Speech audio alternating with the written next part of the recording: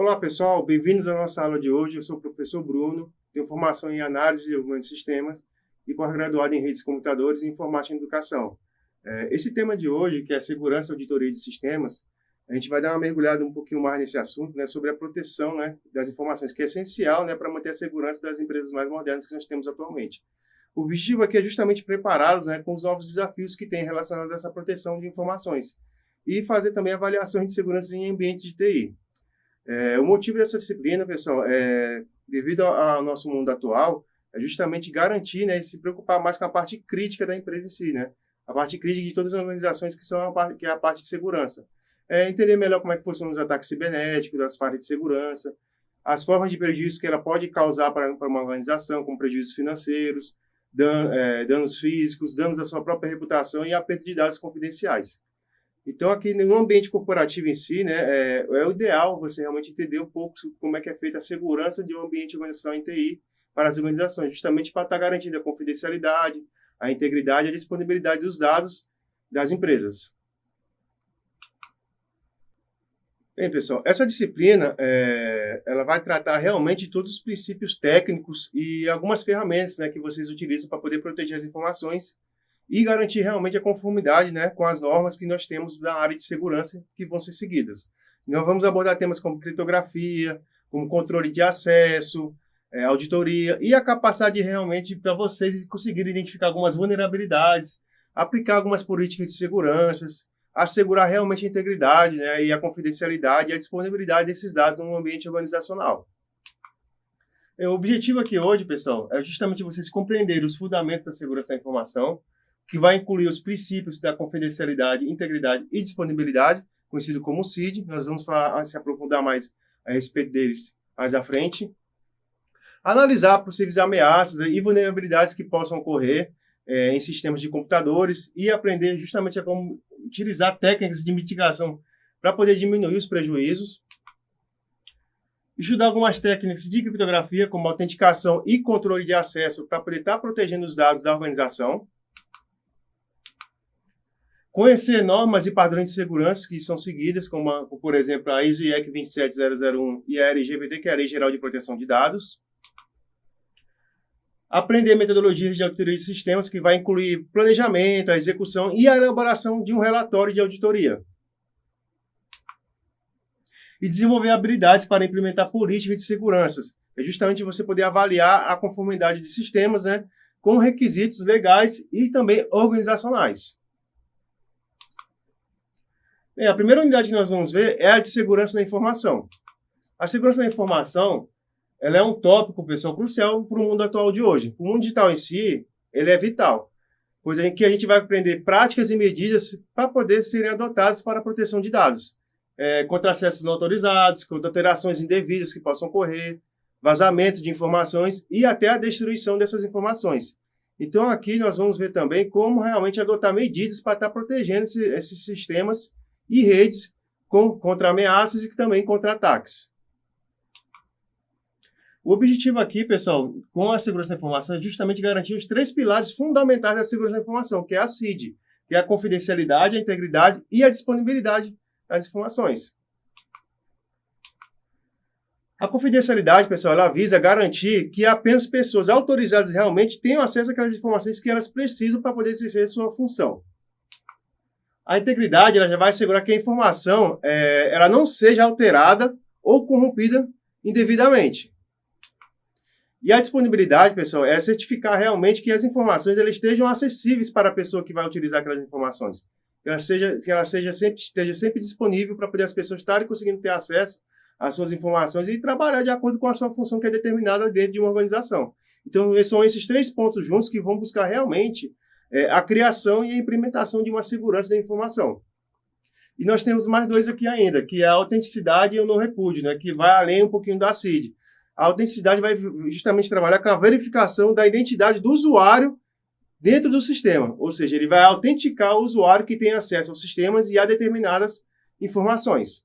E o não repúdio, que é justamente para poder garantir que uma ação não possa ser negada pelo seu próprio autor. Aqui eu tenho uma tabelinha, pessoal, relacionada às categorias de tipo de ameaça de ataques à segurança da informação. como malwares, vírus, worms, trojans, né? Os vírus, eles geralmente se instalam em alguns arquivos para poder danificar alguns dados, os worms ficam se replicando dentro da rede, então acaba consumindo mais recurso que não era para ser consumido, e o trojano é que se disfarça realmente de algo legítimo, né, para poder roubar ou abrir alguns acessos. A engenharia social como ataque de phishing, através de envio de links para usuários por e-mail, ou até via SMS, o pretexting, onde você pode criar uma história falsa justamente para poder ludibriar uma pessoa. Ataques de redes como o DDoS, para poder sobrecarregar servidores e derrubar, né, esses serviços. O sniff, para poder interceptar alguns dados de trânsito. E o scam, para poder fazer uma varredura mesmo atrás de algumas portas abertas que estejam realmente deixando alguns serviços vulneráveis.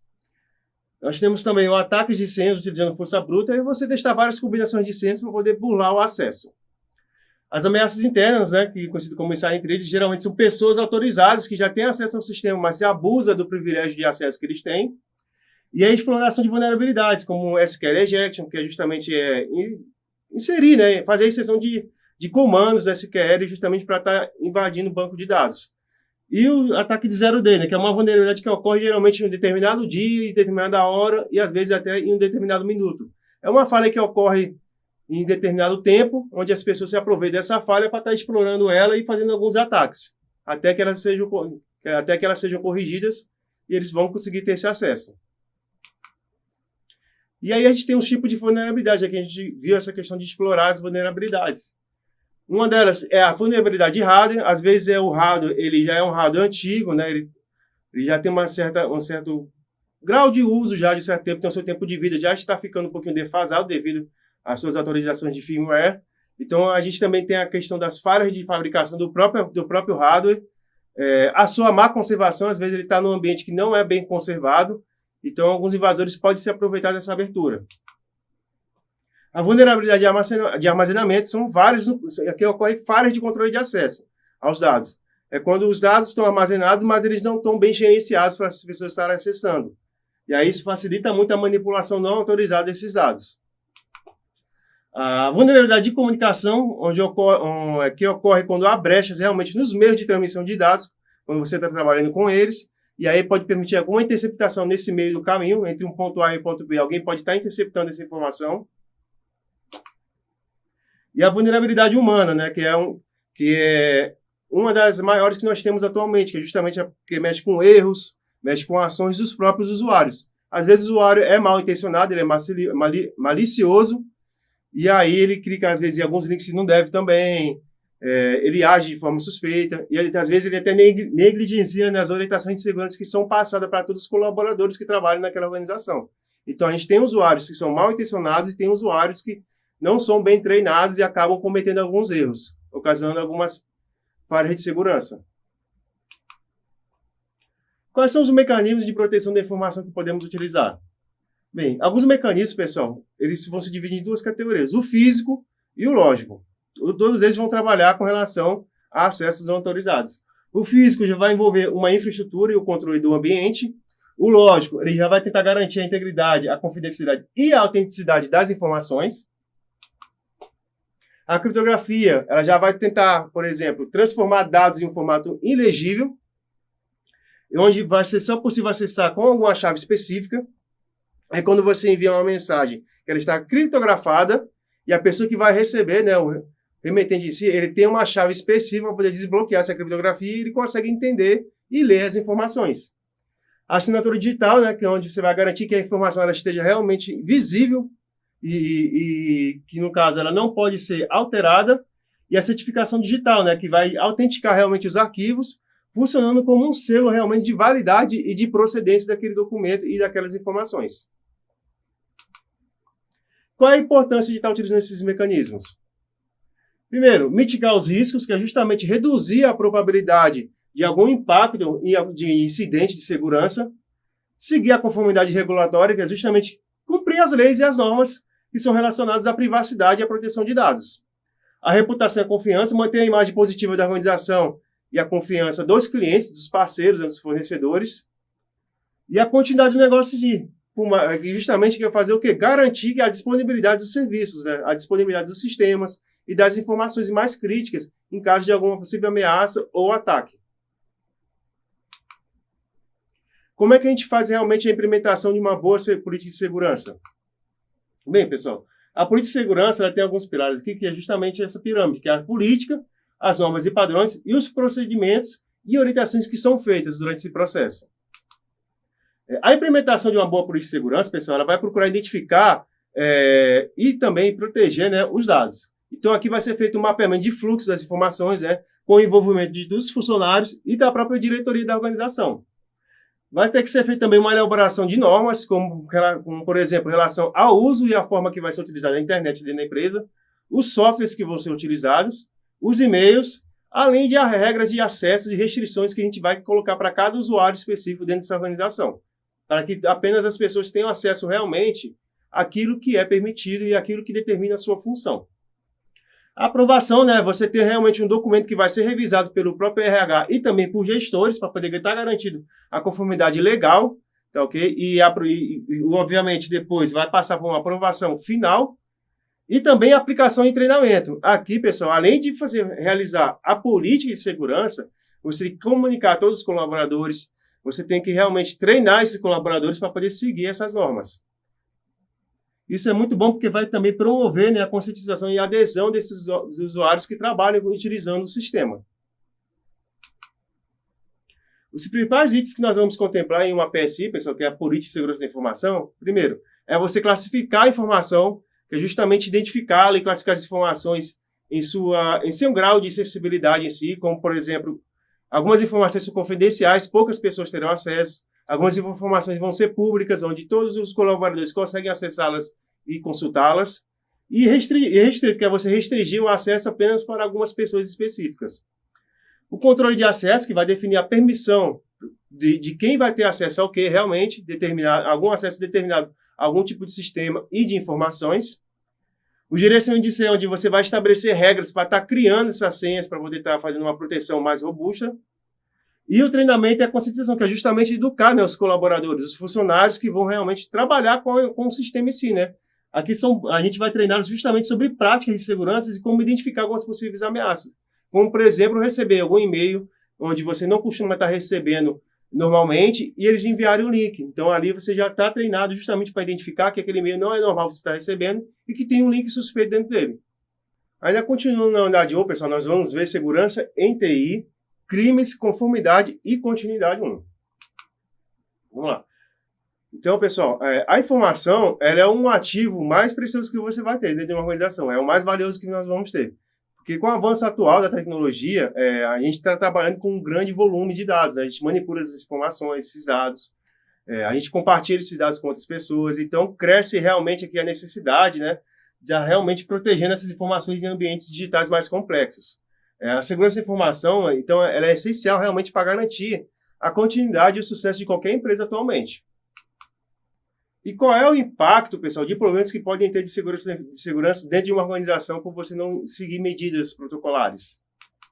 Bem, se pode ocasionar prejuízos financeiros para essa organização, né? Custos com remediação para poder reerguer os sistemas. Você pode também tomar multas devido a vazamento de dados, indenizações e até perda de receita. Interrupção de operações é a paralisação de processos mais críticos que tem dentro da organização. Isso pode ocasionar perda de produtividade.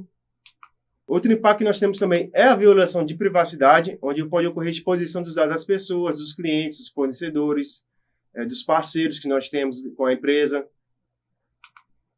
E outro é ocasionar danos à imagem, à reputação da empresa, né? Perda de confiança dos clientes, dos parceiros, dos fornecedores. Então, a reputação no mercado ela conta muito para isso. Na violação de privacidade, nós temos a parte jurídica também, que é a LGPD, que é a Lei Geral de Proteção de Dados, e a GDPR, que é uma legislação europeia, okay? É um regulamento geral sobre realmente a proteção de dados. Okay? Então, isso aqui é mais uma legislação europeia, que mexe mais com as regras de como você vai coletar os dados, como é que você vai utilizar esses dados. A LGPD, inclusive, é inspirada na GDPR. Então, a intenção aqui de ambas, na verdade, aqui, pessoal, é fazer justamente seguir a lei. Visar realmente a privacidade, a proteção dos indivíduos e sim, proteger esses dados, e estabelecer realmente algumas responsabilidades para a organização em si. Os principais termos da área de segurança da informação. Bem, alguns termos que vocês vão escutar é a palavra ataque, que é a probabilidade de um ataque ou incidente ocorrer e qual é o impacto que ele pode causar a uma organização. A vulnerabilidade, que é a fraqueza de um sistema, né, que pode ser explorada para poder causar algum ataque. A ameaça, né, que é o evento ou a ação que pode prejudicar a integridade, a confidencialidade ou a disponibilidade das informações.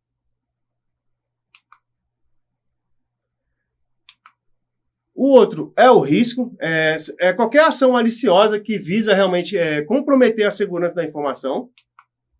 A conformidade, conhecida também como compliance, que é você aderir realmente aos regulamentos e leis para poder estar garantida a proteção das informações e também a sua privacidade. E um plano de continuidade, né, que é um conjunto de procedimentos que vão realmente ser criados para você garantir que a organização ela continue realmente operando, né, após algum incidente grave. E aqui nós temos alguns tipos de ameaças de segurança da informação, como, por exemplo, divulgação e roubos de senhas, erros e acidentes, vazamento de informações, pirataria, phishing, roubo de notebooks, ou seja, roubo do próprio hardware, falha de segurança física, spyware, fraudes, spam e vírus. O phishing, no caso aqui, pessoal, especificamente, é sobre através de envio de mensagens falsas, para poder induzir o usuário a fornecer algumas informações, né? O spyware já é um tipo de malware, né, que vai coletar as informações pessoais, com os dados, como dados de navegação, e-mails, algumas senhas e algumas informações financeiras. O spam, pessoal, é geralmente envio de mensagens em massa.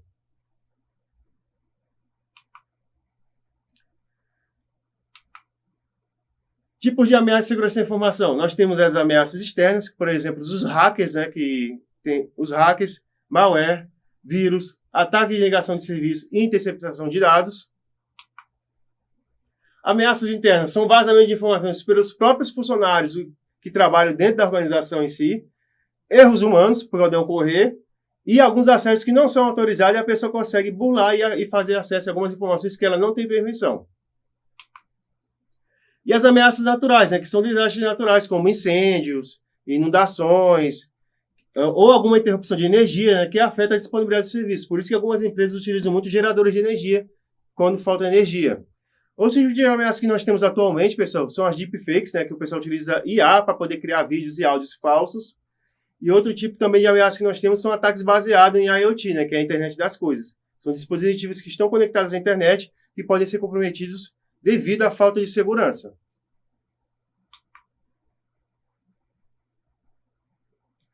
Também temos as ameaças cibernéticas, né, que são ataques, né, sofisticados para poder estar roubando dados ou paralisar, né, sistemas críticos.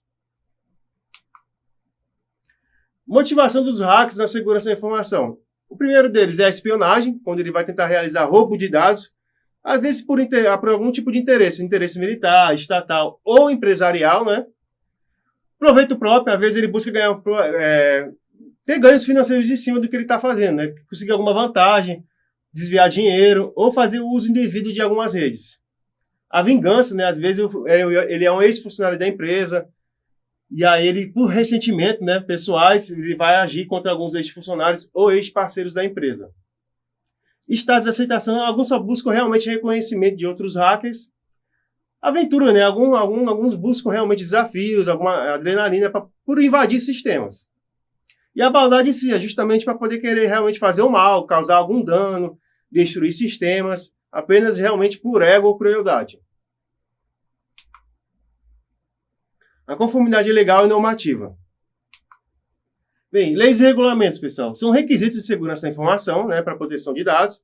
No caso, nós temos a LGPD e também temos a Lei do Marco Civil da Internet aqui no Brasil. Nós temos as normas e padrões, que são diretrizes e práticas, né, que são reconhecidas internacionalmente, que são seguidas, como, por exemplo, a ISO IEC 27001. Auditoria e certificações, que faz uma avaliação periódica da conformidade e da obtenção realmente de selos de segurança. Ainda sobre a conformidade legal e normativa, nós vamos aprofundar um pouquinho nas leis e regulamentos. A LGPD, pessoal, que é a Lei Geral de Proteção de Dados aqui no Brasil, ela vai regular como a gente usa os dados, certo? Como que a gente coleta esses dados, como é que a gente também armazena esses dados pessoais aqui no Brasil. ok? Essa lei que vai garantir realmente a privacidade dos indivíduos em si. E nós temos também a lei do Marco Civil da Internet, que é aqui onde você vai definir direitos, né, e deveres no uso da internet, com foco em privacidade, em neutralidade, né, da rede e da proteção de dados.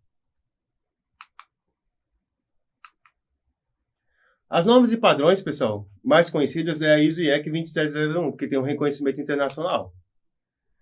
A ISO e IEC 27001 ela é uma das principais normas internacionais para sistemas de gestão de segurança da informação, né, conhecida como SGCI. É ela que vai definir alguns requisitos justamente para poder estabelecer, implementar e manter também, né, e melhorar continuamente um sistema de gerenciamento de segurança da informação. A auditoria e certificações, onde nós temos a auditoria interna, que é realizada pela própria organização em si, né, para poder verificar a conformidade e a eficiência dela. A auditoria externa é quando você contrata uma empresa independente, né, uma empresa por fora, para poder estar fazendo uma avaliação, né, validar a conformidade de forma mais imparcial. E a auditoria de conformidade, que é focada mais em verificar no cumprimento das regulamentações das leis que estão sendo aplicadas. A auditoria e certificação, que é justamente para a gente obter o selo de segurança. Nós temos as certificações que vão demonstrar para a organização que ela realmente segue práticas reconhecidas para a proteção de dados, como a ISO 27001, né? Que é uma certificação que demonstra, né, que realmente a organização ela tem um sistema de gestão de segurança eficiente. Nós temos também a SOC 2, que avalia a prática, né, da segurança para proteger a privacidade, a integridade dos dados. E também nós temos agora, continuando aqui, o plano de continuidade desse negócio. O primeiro deles é analisar o impacto que pode ocorrer, que é justamente tentar identificar os processos mais críticos da empresa e quais são os recursos essenciais para estarem continuando em funcionamento para manter a disponibilidade das informações e manter a continuidade dos serviços da empresa.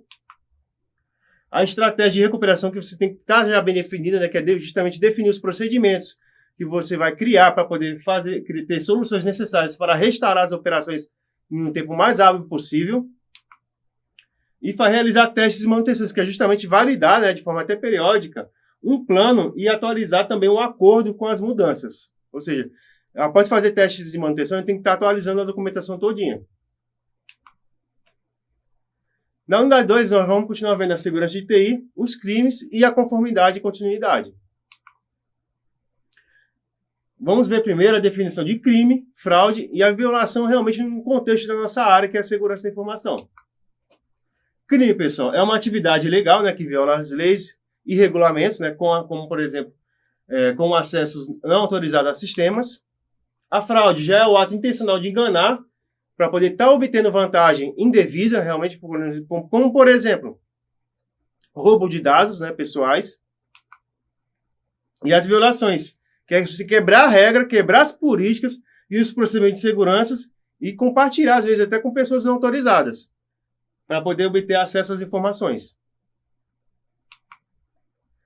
O crime, pessoal, ele pode ser categorizado como violento. São crimes graves como contra pessoas, empresas, né, como, por exemplo, homicídio, estupro e roubo. São raros eles acontecerem no meio digital, mas a maioria deles geralmente tem também origem na rede, né, alguns tipos de crimes. Não violentos. Pode ser ilícito, né, sem dano físico direto, mas vai englobar a maioria dos delitos em TI também. Nós temos a fraude, né, efetiva ou deliberada, né, que é o uso de dados roubados para poder realizar compras, como, por exemplo, você roubar dados de cartão de crédito. A autofraude, o cliente compra e depois nega o seu próprio pagamento daquela compra. A fraude amigável, né, você usa dados de seus amigos ou familiares para poder estar realizando algumas compras, às vezes, alguns ataques, sem consentimentos do próprio dono, né, daquele cartão e o próprio dono daqueles dados. A fraude ocupacional, né, que usa recursos da empresa para fins pessoais.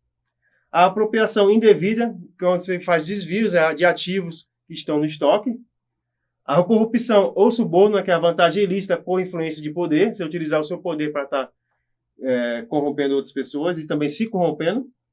E demonstrações fraudulentas, né, que você mostrar relatórios falsificados, né, como maquiagem, como pedaladas. A gente viu recentemente o caso das Americanas, né, que emitiu relatórios falsos de contabilidade e depois surgiu nessa fraude de bilhões aí. Violações: roubo de identidade, que é realmente a captura de dados pessoais ou corporativo para poder obter vantagem em cima disso. Direitos autorais, que é o uso de obras, né, sem respeitar a autoria daquela obra. Liberdade de expressão, que é o bloqueio ou a manipulação da informação, desrespeitando realmente o direito constitucional da expressão. Diferenças entre controle de acesso por autorização e autenticação. A autorização, pessoal, ela vai determinar que um usuário autenticado está autorizado a acessar ou fazer dentro daquela organização. A autenticação ela vai verificar a identidade de um usuário antes de conceder acesso aos recursos que tem dentro de um ambiente organizacional. Por exemplo, um usuário autenticado pode ter acesso negado a determinados arquivos por falta de autorização, ou seja, o acesso dele é limitado para uma determinada função e outras informações dentro do sistema ele não tem acesso. Para poder ter acesso a outras informações dentro do sistema, ele precisa ser autenticado para isso. Então, a autorização, por exemplo, define permissões em arquivos como leitura, escrita ou execução. Você pode também estar realizando um controle de acesso baseado nas funções da pessoa, como, por exemplo, a gente reconhece o RBAC para isso. Você pode também criar uma lista de controle de acesso, conhecida como ACL, né? E a autenticação, você pode fazer por senha e PIN, você pode fazer a autenticação de 2 fatores, ou então a biometria, né? Que são impressões digitais ou reconhecimento facial. O conceito de autenticação, pessoal, ele geralmente vai perguntar assim, pergunta que responde, quem é você? Realmente que precisa ser autenticado. Um bom exemplo, ele tem que ter um login e uma senha para poder estar acessando. Então, aquele login e senha já identifica aquela pessoa. Conceito de autorização, pergunta que responde realmente, o que você pode fazer dentro do sistema? O que você realmente tem acesso? Quais são as permissões que você tem acesso? Quais são os documentos que você precisa realmente estar acessando? Especificadamente. Auditoria nas organizações. A auditoria, pessoal, ele é um exame, tá, ok? Que é realizado das atividades de uma empresa. Tá, okay? Ali a gente só procura verificar realmente a conformidade com as normas, se ela está seguindo a legislação, os objetivos que são estabelecidos por ela. E também a gente consegue também implementar algumas melhorias, né, nos processos organizacionais, justamente para estar atendendo os stakeholders, que são as partes interessadas com a empresa. As auditorias, pessoal, elas podem ser internas, como vocês viram naquelas lâminas anteriores, né, para melhorias. Pode ser externas, para poder você conseguir alguma validação. Isso também são essenciais, né, para poder realmente, para a empresa que investe ela investe muito fortemente, na verdade, né, em TI, ela consegue realmente fazer essas auditorias e ver que ela está seguindo realmente as conformidades e as leis. E aí ela consegue o certificado de validação. Então, a auditoria de sistemas, pessoal, ela é fundamental justamente para poder melhorar realmente a parte da segurança, que é garantir realmente a segurança, garantir ter uma melhor qualidade de segurança em si, né, e a confiabilidade das informações que são geradas por sistemas informatizados. E aí essa auditoria, pessoal, ela passa por algumas fases, que é a primeira, a fase de planejamento, onde a gente faz realmente o levantamento dos dados, a análise de risco e também define alguns pontos de controle, onde também nós temos que definir as equipes, né, escolher alguns profissionais com perfis adequados, né, para aquele tipo de trabalho dentro da organização. A documentação, né, tudo tem que ser registrado, a gente tem que fazer um registro padronizado das atividades que são auditadas dentro da organização e apresentar os resultados que foram obtidos através de um relatório com análises, recomendações e comparações com boas práticas de mercado. E qual a importância realmente da auditoria nesses processos, pessoal, de negócio e qual o impacto que tem na continuidade dos negócios? Bem, isso vai te dar um grau maior de responsabilidade, né? A auditoria ela vai garantir a responsabilidade de indivíduos por suas ações no processo de negócio em si, né? A rastreabilidade, a gente vai conseguir rastrear qual é a origem da informação, as atividades, que é essencial para a auditoria e conformidade. A integridade, que vai assegurar realmente que os dados e processos não foram alterados de forma indevida, né? E a confiança em si, a auditoria, ela fortalece isso, né? Ela te dá mais confiança nos resultados e nos processos de negócio daquela organização. A relação entre processo de auditoria e continuidade de negócio. Aqui nós vamos ver a importância dar continuidade aos negócios em si. A primeira delas é a auditoria em conformidade, que vai trabalhar muito com a parte de rastreabilidade, que vai permitir que as empresas demonstrem conformidade com as regulamentações como a LGPD e a GDPR. A prevenção de incidentes, que é justamente identificar rapidamente a origem de uma ação maliciosa ou algum erro humano, né? Que é para poder justamente ter uma ajuda, um auxílio na resposta de incidentes que possam ocorrer. Isso vai ajudar muito na recuperação, caso ocorra. Nós temos também os planos de continuidade e de recuperação. No caso aqui nós temos um BCP e um DPR, vou falar deles mais à frente. Ambos são documentos para a segurança e resiliência de uma organização, mas ambas têm também focos diferentes. Como o processo de auditoria apoia a continuidade? Registro de logs, no caso aqui, rastrear todas as atividades que os usuários estão fazendo dentro do sistema, justamente para estar identificando alguns possíveis pontos de falha e prevenir fraudes. Documentação de alterações, registrar todas as modificações em sistemas críticos e permitir também uma rápida restauração em caso de alguma falha. E temos também a responsabilidade, que é justamente para atribuir responsabilidades claras e evitar problemas durante a recuperação após o incidente ocorrido. Aqui eu tenho uma tabelinha, pessoal, dividindo realmente o que é o BCP e o que é o DRP. O BCP, pessoal, é um plano de continuidade de negócio e o DRP é um plano de recuperação de desastres. No caso aqui, a definição básica dele, o que é? Ele é um documento que vai descrever realmente, um documento que vai de dentro da empresa, que vai manter realmente as suas operações durante alguma interrupção que não foi planejada. Ele vai também tentar minimizar o tempo de inatividade desse impacto nos negócios. Ele vai ter um foco para poder manter as operações em funcionamento, como, por exemplo, implementar soluções de trabalho remoto, já que o sistema está dando problema dentro da empresa, ou então alguns hardwares queimaram, ou faltou energia naquele estabelecimento. Isso está funcionando à base de geradores e os servidores estão ligados, e isso permite que as pessoas trabalhem remotamente acessando o sistema. E nós temos o plano de recuperação de desastres, que é justamente tentar recuperar seus sistemas e operações, restaurar as operações normais o mais rápido possível, ok? Após o incidente, realizar a restauração de sistema, dados e aplicações para garantir que a empresa realmente retorne às suas operações normais após a recuperação, e também fazer a restauração de backups. Você tem um backup justamente para estar configurando sistemas em um ambiente de recuperação em si, né? Para poder estar implementando soluções de segurança, para poder evitar, né, evitar realmente até alguns ataques cibernéticos. Auditoria e segurança da informação. A auditoria, pessoal, ela visa melhorar realmente os processos internos de uma organização. Okay? Ela vai fazer algumas regulações, criar rotinas realmente para poder aumentar o seu resultado. Na SI, pessoal, o objetivo aqui é justamente proteger os dados e garantir a disponibilidade, a correção e o uso autorizado das informações em si. Então, alguns incidentes comuns que podem ocorrer são acessos não autorizados, alguns ataques externos, uso indevido dos sistemas e modificações não autorizadas.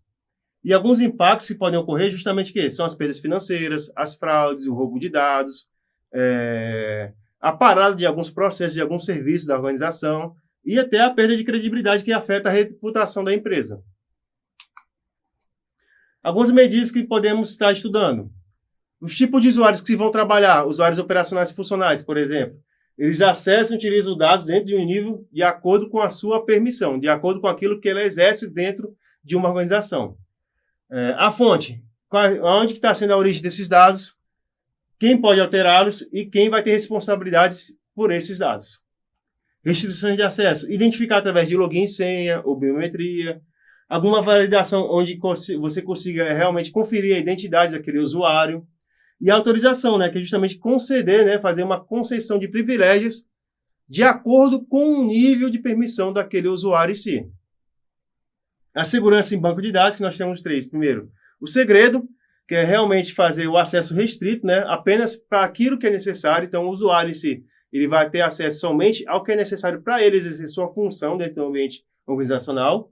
A integridade, que é justamente o acesso de leitura, que é diferente a permissão de você modificar aquele arquivo, aquela informação em si que está armazenada no sistema. E a disponibilidade, que já tem um sistema mais robusto para poder justamente os processos não serem atingidos, não serem parados de uma vez só.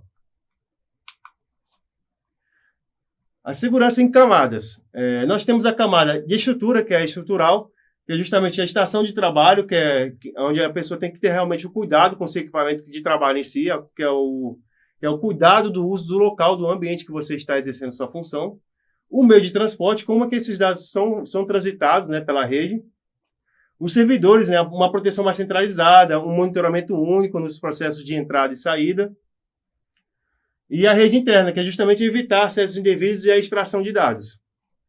A parte funcional da segurança em camadas, a gente trabalha muito com e-mail em camadas, proteção contra phishing, contra ransomware, malware, proteção do DNS, que é o nosso domínio, né, que é para poder bloquear acessos suspeitos a sites maliciosos, proteção de endpoint, como, por exemplo, utilizar antivírus, anti-malware, VPNs.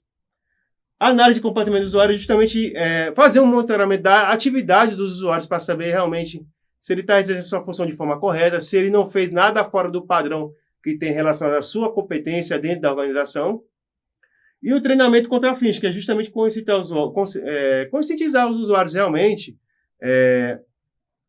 a questão da parte da segurança quando eles recebem mensagens de terceiros. Isso é bom, pessoal, porque o usuário em si ele é um dos elos mais fracos que tem na segurança. Então, orientá-los e treiná-los é vital. O planejamento, pessoal, de atualização de software, ele vai envolver a preparação, a execução e o monitoramento desses processos que nós vamos ter de atualização dos sistemas, ok? E aplicativos também que vão ser utilizados por uma organização. O objetivo aqui é justamente garantir que os softwares estejam atualizados realmente, sejam seguros, sejam funcionais, justamente para a gente estar minimizando riscos, né, e interrupções nas operações. Por que é importante realmente a gente ter esse planejamento de atualização de software? Bem, primeiramente para a segurança, né, que atualizações frequentes corrigem algumas vulnerabilidades que podem ser exploradas por alguns atacantes, né, mal intencionados. O desempenho, né, geralmente uma atualização, ela vem buscando uma melhora também de desempenho, que é justamente garantir uma melhor eficiência no desempenho do software, para que ele consuma até menos recursos. A compatibilidade, que é justamente garantir que o software ele funcione de forma compatível com outros sistemas que tem dentro da organização e também com os dispositivos que são utilizados dentro da organização. E o outro item importante é a conformidade, que é justamente para atender, né, às exigências legais e regulatórias. Tipos de atualizações. Correção de pacotes de segurança, né, que vai resolver vulnerabilidades críticas que tem no sistema. Melhorias de desempenho, que é para otimizar a eficiência do software. Atualização de funcionalidades, você vai adicionar novas funcionalidades dos sistemas e novos recursos para que os usuários possam estar utilizando. E algumas atualizações críticas, que são necessárias para o funcionamento contínuo do sistema. Bem, pessoal, aqui nós temos alguns motivos, para poder planejar essa atualização de software, como, por exemplo, correção de falhas, aumento de performance, introdução de novos recursos, aumento de produtividade e também aprimorar a segurança em si. As etapas do planejamento, pessoal, que é um processo realmente de atualização. Para que ele seja bem sucedido, a gente tem que seguir algumas etapas, Por exemplo, a avaliação do sistema atual, que é a primeira etapa que nós temos, que é justamente identificar quais são os softwares que precisam de atualização e quais são os requisitos, para isso. E também a gente tem que verificar se os sistemas eles vão ser compatíveis com as novas versões. A análise de risco é justamente analisar potenciais riscos que tenham, como, por exemplo, falhas no sistema ou alguma incompatibilidade. E também planejar um backup completo antes de você implementar essa atualização. Ou seja, você faz um backup antes, depois faz a atualização, essa atualização vai passar por testes. Caso ela ocorra tudo bem, ela vai ser prosseguida. Caso ocorra problemas nessa atualização, você pode voltar ao estado anterior porque você tem um backup antes. O backup que foi realizado anteriormente àquela versão, antes da atualização. Você também tem que definir um plano de implementação que é justamente estabelecer um cronograma para a execução das atualizações, identificar os responsáveis pelo processo também, como, por exemplo, a equipe de TI ou fornecedores. Um teste em ambiente controlado, é justamente testar essas atualizações em ambiente de teste isolado para detectar possíveis problemas que possam ocorrer antes de implementando a produção. Por isso que é vital você estar fazendo o backup antes de estar testando.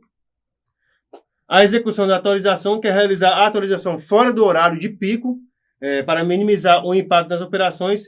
Aqui, pessoal, o ideal é você implementar essas atualizações em um determinado período de tempo para poder não prejudicar as operações de serviço de uma organização.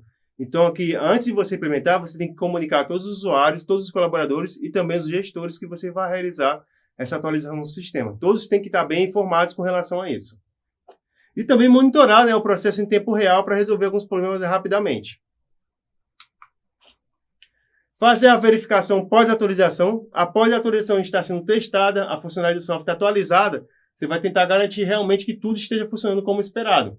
E também atualizar a parte da documentação, né, e comunicar à equipe sobre as mudanças que foram realizadas. E também ter um plano de revisão, né? Ter um plano de rollback com a atualização, caso a atualização falhe, que é aquilo que eu falei anteriormente. Se a atualização falhar, ocorrer algum problema, você tem seu backup para poder estar restaurando os serviços da empresa, porque você se precaveu antes, você fez o backup antes do sistema anterior ao atual. Analisando o retorno com sucesso e sem sucesso do planejamento de atualização do software. No cenário de sucesso, ele vai te trazer diversos benefícios, pessoal, como melhoria da segurança, né? Ela vai ficar menos vulnerável a ataques, o aumento da eficiência, os sistemas vão funcionar mais rapidamente, isso vai melhorar muito a produtividade, a redução de custos, né? Vai evitar custos associados a possíveis falhas e reparos de emergência e violações de segurança, e a conformidade, né? Você vai estar atendendo realmente os requisitos legais e regulatórios, evitando multas. Já, pessoal, no cenário de falha realmente, onde vai ocorrer problemas, a gente pode ter a interrupção das operações, né? A falha da atualização, ela causou paradas nos sistemas críticos, perda de dados, né? Você não fez um backup adequado para poder, e isso pode acabar resultando em perda de alguns dados que são irreversíveis. Por isso que é importante realizar um backup completo antes, bem adequado, antes de estar implementando alguma atualização. A incompatibilidade, né, que são softwares que não funcionam corretamente após a atualização devido à falha de compatibilidade. E o impacto na reputação em si, né? Você pode interromper o serviço de forma prolongada. Isso pode prejudicar até a confiança dos nossos fornecedores, dos clientes, dos parceiros. Continuando aqui na unidade 3, pessoal, nós vamos ver softwares para auditoria de redes. Esses softwares, pessoal, que são ferramentas que são projetadas para poder analisar, fazer um monitoramento e estar avaliando realmente a segurança e a integridade das redes de computadores dentro de uma organização, ok? Eles são programas que vão permitir realizar alguns testes de penetração, identificar algumas vulnerabilidades, falhas de configuração, ver realmente os pontos fracos que tem de segurança e outras possíveis ameaças que venham que possam comprometer realmente uma rede dentro de uma organização. Essas ferramentas, pessoal, elas automatizam e analisam e avaliam também as redes de computadores para poder estar identificando algumas vulnerabilidades, né? Pode ser falha de configuração ou algum serviço que não foi atualizado, algumas ameaças, né? Como dispositivos que não são autorizados lá dentro da empresa ou algum tráfego suspeito que você notou quando estava monitorando. E a conformidade, né? Que você não está seguindo a política de segurança, como, por exemplo, a norma ISO 27001. E aí a gente tem alguns objetivos principais com relação a essa auditoria de redes. Que é justamente procurar brechas que possam ser exploradas. Então você tem que achar essa brecha e já corrigir essa falha, justamente para que não seja explorado. Garantir o controle de segurança utilizando firewalls, criptografia de forma bem correta. E gerenciar relatórios para correções e auditorias regulatórias. Então, pessoal, esse processo aqui em si, ele é crucial para garantir, né, que a rede ela esteja funcionando realmente de forma bem otimizada, protegida contra ameaças potenciais. Então, uma auditoria dessa, se for bem executada, ela vai realmente oferecer uma visão, né, de estado atual da rede. Ela que realmente vai permitir realmente que a implementação traga melhorias proativas para o sistema. Eles vão ajudar os administradores e auditores a identificar vulnerabilidades, a monitorar o tráfego de rede, vendo a parte do desempenho dos dispositivos, criar inventários e documentação de equipamentos e configurações, verificar a conformidade, né, com as políticas internas e as normas externas, e também gerar relatórios que vão auxiliar, né, na tomada de decisões e no planejamento de possíveis melhorias. Tipos de software de auditoria de redes. Você tem os softwares mais generalistas, que são usados para vários tipos de auditorias, com recursos amplos. Você tem softwares mais especializados, que são focados em áreas específicas da rede, como segurança ou desempenho. E também tem ferramentas de utilidade geral. São ferramentas auxiliares, como análise de logs e monitoramento. Então, cabe a vocês realmente estudar cada ferramenta e saber qual é a mais adequada para você utilizar para estar realizando uma auditoria de rede. A importância da auditoria de rede. A rede, pessoal, ela é essencial para tentar garantir que o sistema eles estejam seguros contra ataques, tá ok? Cibernéticos. E aí a gente tem que procurar realmente fazer essa prevenção de ataques aqui, né? Então, uma auditoria para fazer essa prevenção de ataques, ela vai procurar identificar as vulnerabilidades que podem ser exploradas por alguns atacantes. A proteção de dados, né, que é a auditoria ajudar realmente a garantir a segurança desses dados confidenciais e impedir realmente os acessos não autorizados. A conformidade com a regulamentação, você vai seguir ela, né? Então a auditoria demonstra realmente que você está seguindo e está cumprindo as normas e as regulamentações vigentes de segurança. Nós também temos a auditoria por meio de testes, onde você faz testes de penetração, é assim que a gente conhece realmente como a gente faz esses tipos de testes, que é o teste de penetração, que é uma auditoria que simula na prática realmente um ataque na rede, certo? E aí nessa simulação, ele tem algumas fases onde é realizado. Ele primeiro vai fazer a descoberta da rede, quando estiver fazendo essa simulação. Ele vai fazer uma análise de vulnerabilidades e, se achar, vai explorar todas essas vulnerabilidades que tem dentro do sistema. A fase principal, descoberta da rede, ele vai coletar as informações sobre a topologia que já está sendo utilizada, os hosts que estão acessíveis, o domínio em si que você tem, né, os DNS e outros domínios a mais. A análise de vulnerabilidade. Ele vai fazer uma varredura de todas as portas que tem na empresa, procurar as portas abertas. Ela vai identificar qual é o sistema operacional que aquela empresa utiliza e aonde que realmente ela pode estar acessando algumas aplicações que têm algumas falhas já exploráveis. A exploração já é a tentativa de acessar os recursos internos da organização, né, e ampliar seus privilégios. Você consegue acessar com um nível de um usuário que é apenas um operador de alguma máquina específica, de algum computador onde mexe com o sistema, e através desse acesso você tenta obter outros tipos de acessos, né, de outros usuários. Então aqui, no caso, você começa a ampliar seus privilégios e também mapear os alvos que você vai utilizar. E aí, pessoal, durante todo esse processo que está ocorrendo, o auditor ele tem que documentar tudo. Tem que documentar as informações técnicas, tem que documentar as vulnerabilidades que são encontradas e entregar esse relatório realmente com as recomendações de tentar mitigar e resolver esses problemas. Então, pessoal, o objetivo aqui realmente da auditoria de redes é você tentar avaliar o grau de vulnerabilidade dos sistemas. Testar realmente, né, a capacidade de detectar esses possíveis problemas, principalmente para poder ter um plano de resposta contra esses ataques. E quais são os benefícios que nós temos de estar implementando essa auditoria por meio de testes? Descoberta de vulnerabilidades decorrentes, abundâncias que ocorrem, né?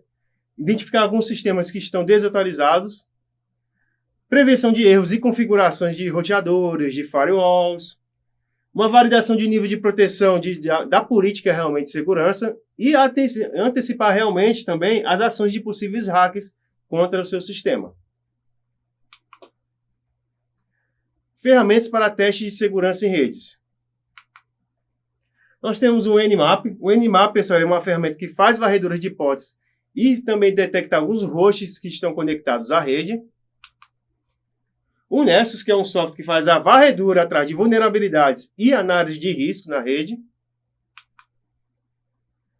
O Metasploit, que é uma ferramenta de exploração de vulnerabilidade e desenvolvimento de exploits. Exploit, pessoal, traduzindo para o nosso idioma aqui mesmo, é explorar. No caso aqui, você vai usar, né, algo específico para obter vantagem própria. Ele é um software ou código malicioso, né, que vai tentar explorar realmente alguma falha ou vulnerabilidade relacionada ao software ou algum hardware específico de um computador, ok? Então, o exploit ele pode afetar até qualquer outro tipo de dispositivo eletrônico que esteja conectado à rede, como celulares, tablets, roteadores. Então, tudo isso ele pode usar como opção de ataque. E o Wireshark, que é um software para análise realmente de tráfego de rede e detectação de anomalias dentro daquela rede. Nós temos também, pessoal, aqui não é bem só uma ferramenta.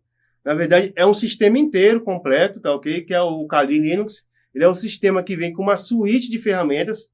Ele é uma distribuição Linux que vem baseada no Debian.